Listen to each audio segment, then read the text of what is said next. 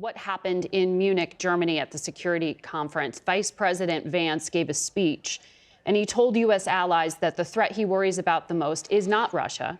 It is not China. He called it the threat from within, and he lectured about what he described as censorship, mainly focusing, though, on including more views from the right. He also met with the leader of a far-right party known as the AfD, which, as you know, is under investigation and monitoring by German intelligence because of extremism. What did all of this accomplish other than irritating our allies?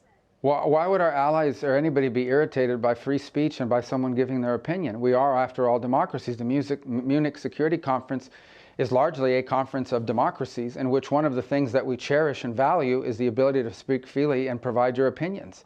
The United States has come under withering criticism on many occasions from many leaders in Europe, and we don't go around throwing temper tantrums about it. Well, he was standing in a country where free speech was weaponized to conduct a genocide.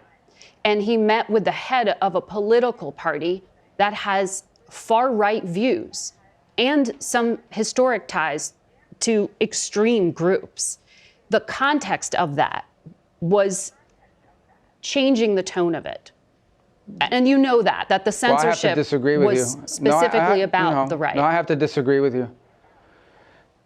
Free speech was not used to conduct a genocide. The genocide was conducted by an authoritarian Nazi regime that happened to also be genocidal because they hated Jews and they hated minorities and they hated those that they had a list of people they hated, but primarily the Jews. There was no free speech in Nazi Germany. There was none. There was also no opposition in Nazi Germany. They were a sole and only party that governed that country. So that's not an accurate reflection of history. I also think it's wrong. Again, I go back to the point of his speech.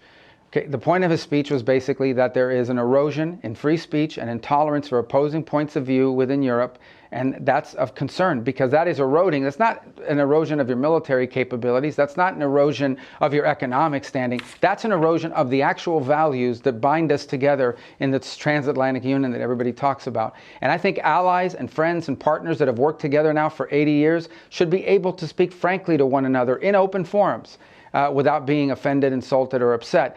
Well, he was standing in a country where free speech was weaponized to conduct a genocide.